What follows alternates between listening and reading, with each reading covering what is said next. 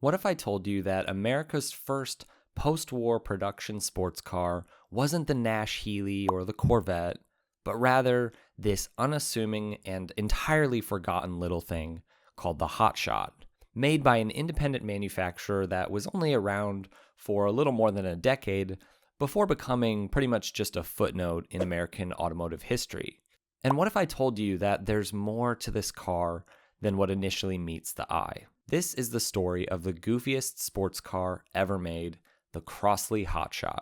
Though long forgotten, this little company was able to bring many firsts to the American automotive world, including being the first company to make a small, mass-produced, affordable car to feature an overhead cam engine, as well as being the first American car company to use four-wheel caliper disc brakes. Despite their innovations, Crosley models were about as un-American as nacho fries. All of their cars featured a small, sub-1000cc engine, and they often weighed well under 1,400 pounds, and one even weighed under 1,000 pounds. They were dead simple, affordable, and economical at a time when American cars just kept getting bigger and crazier, and American post-war luxury really influenced manufacturers more than just about anything. To say Crosley was going against the grain would really be an understatement. But above all else, Crosley really was the first American company to focus solely on making subcompact vehicles, and they were way ahead of their time conceptually. But what happens when a company like Crosley sets out to make a sports car? Powell Crosley, that is the founder of Crosley Motor Company, alongside his faithful engineer Paul Klosh, took careful note of a certain trend happening here in the States after the war. American GIs had come back from Europe with a newfound taste for small, fun, top-down roadsters made by companies like MG. And while it's often noted that this spurned the entire British export or die model for automotive manufacturers like MG and Triumph, here in the States, none of the big manufacturers responded with what we could call a comparative model to what was coming from the UK. Crosley knew that his company had all of the tools to make exactly what these enthusiasts here in America were looking for. Now, the goal of this new car was fun, pure, unadulterated, top-down sports car fun with very little worry about what the spec sheet said. Driving this car would be like wearing pink. You'd have to be pretty secure in yourself. For Crosley, making a great sports car would never come from, rapid acceleration or top speed or even lap times, but rather that old British take on what a sports car for the street really should be about, which is things like nimble handling, simple mechanics, and just lots of smiles per mile. Now, underneath the hood of this car, things get interesting. The Hotshot was powered by Crosley's own 2-liter supercharged double overhead cam V6, making just under 400 horsepower. Okay, none of that's true. No, it was powered by Crosley's own 44 cubic inch overhead valve inline 4, making 26.5 horsepower. Don't forget that half horsepower, it makes a difference. Now, you might balk at these numbers, but just to put this into perspective, the car barely weighed over 1,000 pounds.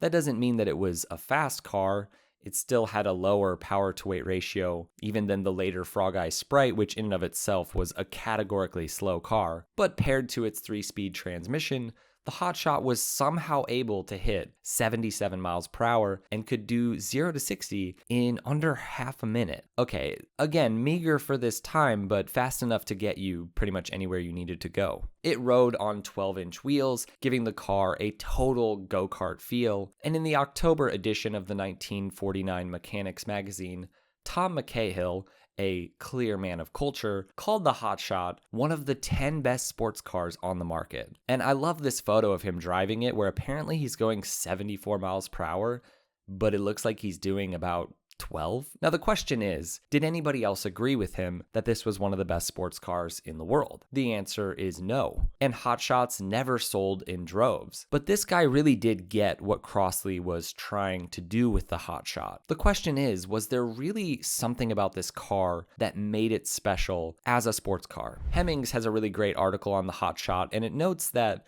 the car did have incredible balance and that it really was a well-engineered car. And this was achieved primarily because of its unique suspension. It had semi-elliptical leaf springs used up front, but it actually had one more on the left side versus the right, and then in the rear, it had both leaf and coil springs. And so the car really was a well thought out car, and it handled amazingly, even though it looks like it wouldn't. Now, this engine was actually new for Crosley, referred to as CIBA, or cast iron block assembly, and it weighed about 30 pounds more than their previous engine, and really any small change. And with a car like this, any small change in weight really has a big effect. So the Hotshot was a full 5 inches longer than the other models, and to try to counter the added weight, Powell Crosley began researching different braking technology. And for the first models of the Hotshot, they actually had a type of braking similar to that of a small aircraft. And they called these Hydra disc brakes,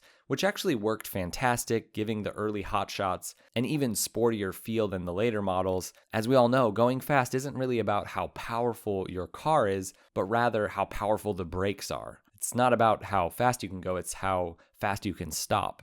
And this car stopped incredibly well for what it was. Crosley would ultimately ditch this brake setup as the brakes were prone to corroding. Now, in terms of the overall design of the Hotshot, keeping things simple, as with all of their cars before, would really be the key. So the little Hotshot had no doors. That's right, no doors. Rather, it just kind of swooped down where the door would be, and you and the passenger just kind of stepped into the car. And this look really mimicked the old British pre-war roadsters, but with a new kind of style. And if you're thinking that this looks a heck of a lot like, say, a Triumph TR or TR2, TR3, this car actually predates the TR line. Though there are hints of Jaguar's XK120, Powell Crosley himself owned an XK120, so it's no surprise that the Hotshot kind of looks like a toy Jaguar from that time. There was a phrase around this time that MG, the British sports car company, well, they made sort of poor man sports cars. Well, the goal with the Hotshot was to make a poor man's MG, like,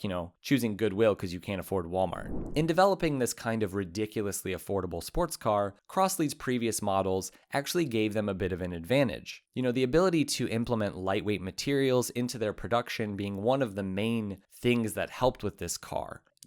And that's why the car was just so light. The car itself was a simple body-on-frame car with a design that likened to the drawings of a child. In fact, all the way back in 1939, Powell Crosley himself drew a car that really did resemble what the Hotshot would be. And man, I just can't wait for you guys to see this picture. Just wait for it. Here it is. I'm not kidding. This is an actual design sketch by the man himself, and though it's rather funny to look at in and of itself, you can't deny the similarities to the production Hotshot. Now, the car was first unveiled on July 13th in 1949 at what author Don Naris calls a small gathering. I'm guessing this wasn't the New York Auto Show. Other sources say that it actually happened at a hotel, and the MSRP for the Hotshot was $849, about 5 times less than the Jaguar XK120. But was it 5 times less of a sports car? Over in England, they caught wind of the car because, of course, the Brits love their goofy little roadsters, and what better place than England to be caught out in a car that literally doesn't have a top.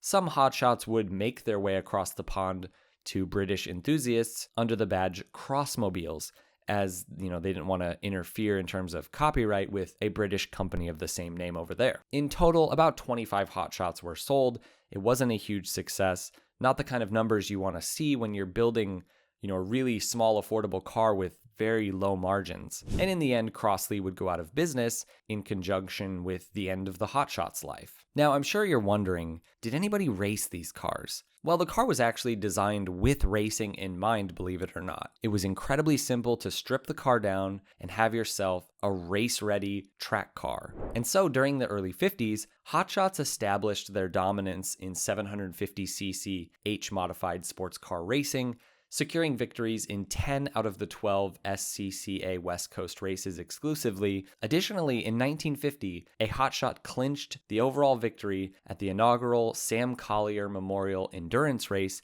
in Sebring, Florida, averaging a blistering 52 miles per hour. A car like the Crosley Hotshot, as much as it may seem to just be kind of a silly little footnote in automotive history, it makes me wonder what modern, unique, and rare, and perhaps goofy cars could one day become sought-after classics in the future. But more than that, it makes you question the very nature of what a sports car really is. When you eliminate horsepower and lap times and even, just general coolness from the sports car equation, because let's be real, the Hotshot has none of those things, what are you left with? And is it even a sports car? At this time, for many, a sports car was a top-down roadster, and by all definition, the Hotshot really fit the bill. It was so committed to the roadster formula, it not only didn't have roll-down windows, the doors didn't open at all, there was no trunk to speak of. This was just a driving car. It was about driving at its finest. But when you look at the Hotshot with this in mind, you also start to wonder, what is the line between small economical sports cars and something like, say, a golf cart? Because the Hotshot also looks like it's basically just a golf cart. One of the unique things about this car is the way that Crosley approached it, and really all of their little cars. These were not, poorly made, cheap little pieces of crap just kind of thrown together with no attention to quality or detail or innovation. And I think often when we see small, subcompact, economical cars, it's all about cost cutting. My guess is that Crosley's biggest problem is that they really didn't know how to play that game in making small, affordable cars. They went out of business in some ways because they were spending too much and trying to make their cars too good. They wanted to make great cars, and the Hotshot was no different. And the sense I get from watching videos and reading about this car and seeing current owners is that these really are great little cars when you understand what their purpose is. And as much as we point to the MG Midget and the Frog Eye Sprite and other cars through history as, pioneering this take on the small sports car formula, obviously the Miata could be included there as well, I do really think that in many ways the Hotshot paved the way for those cars, even though we've forgotten it. I would love to hear your thoughts about this and let us know if you ever owned or drove a Hotshot. Hope you guys are enjoying the videos. We'll see you in the next one. Drive safe.